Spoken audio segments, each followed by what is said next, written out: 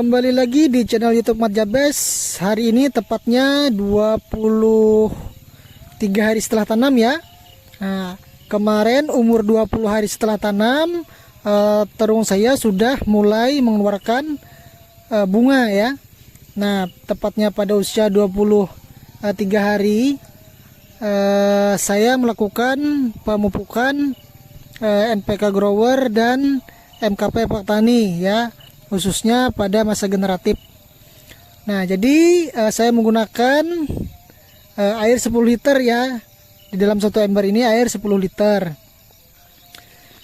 Yang pertama saya gunakan NPK Mutiara Grower ya. NPK Mutiara Grower setengah gelas aqua ya. Nah, ini setengah gelas aqua. Jadi dosisnya di sini ya 4 kilo per 200 air saya menggunakan, berarti 4000 gram dibagi 200 hasilnya adalah 20 gram. Berarti untuk 1 liternya itu kita menggunakan 20 gram. Nah, 20 gram dikali 10 liter berarti 200 gram untuk 10 liter. Nah, saya menggunakan MKP Paktani sebanyak 2 sendok ya. Dimana di sini 2 sendok di sini ukurannya adalah 30 gram. Nah, karena 1 sendok itu kurang lebih 15 gram ya. Nah, berarti kita bagi saja 30 dibagi 10, berarti di sini konsentrasinya 3 gram per liter air ya. Nah, di sini ya.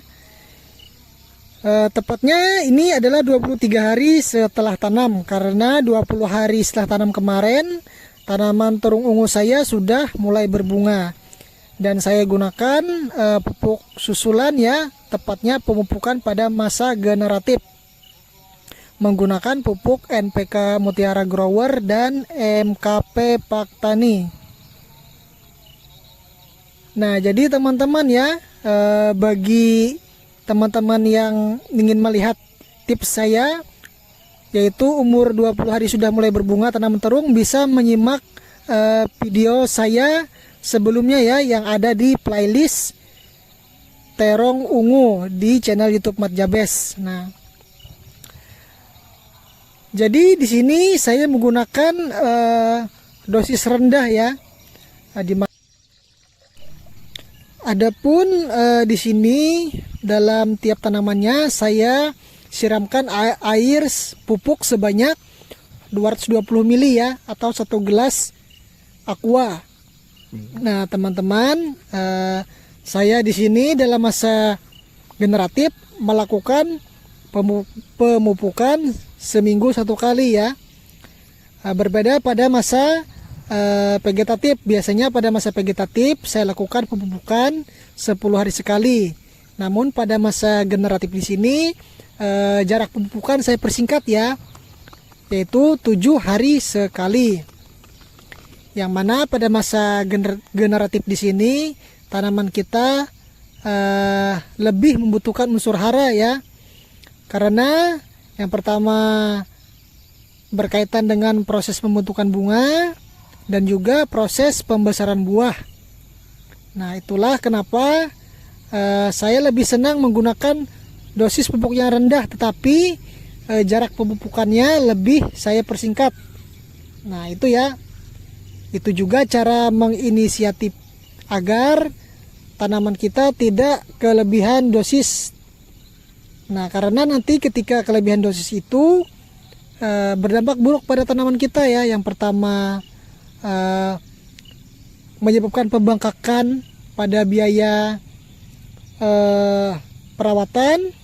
Selain pembengkakan pada biaya perawatan, juga tanaman kita layu nanti ketika kelebihan pemberian pupuk. Lebih-lebih pada pemberian pupuk pada masa generatif di sini harus betul hati-hati ya, memperhatikan takaran dosis yang tepat. Yang kita takutkan nanti ketika pupuk itu berlebihan juga akan menyebabkan gugurnya bunga tersebut. Akhirnya kita gagal ya dalam menanam tanaman terung. Nah, itulah kenapa Sekali lagi, saya lebih senang menggunakan dosis pupuk yang rendah, tetapi rotasinya saya persingkat. Nah, teman-teman, selain itu juga alasan saya memberikan dosis rendah. Kenapa? Karena tanaman terung saya di sini termasuk cepat ya pembungaannya, yang mana biasanya tanaman terung itu membutuhkan 40 hari setelah tanam untuk proses pembungaan, tetapi pada tanaman terung saya 20 hari sudah mulai berbunga. Nah, itulah alasan saya juga kenapa pemberian pupuknya dengan dosis yang rendah. Jadi yang pertama itu kita hemat, dan juga cara pengaplikasian kita tepat ya. Nah, bagi teman-teman yang ingin melihat bagaimana saya bisa 20 hari itu sudah mulai berbunga tanaman terung saya, teman-teman bisa melihat di playlist terung ungu di channel YouTube saya ya, channel YouTube Matjabes. Nah, bagi teman-teman,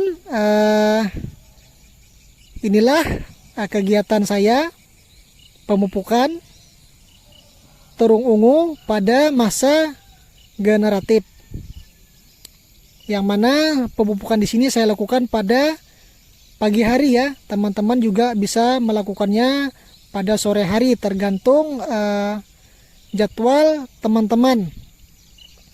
Nah, mungkin cukup di sini ya saya bisa memberikan informasi.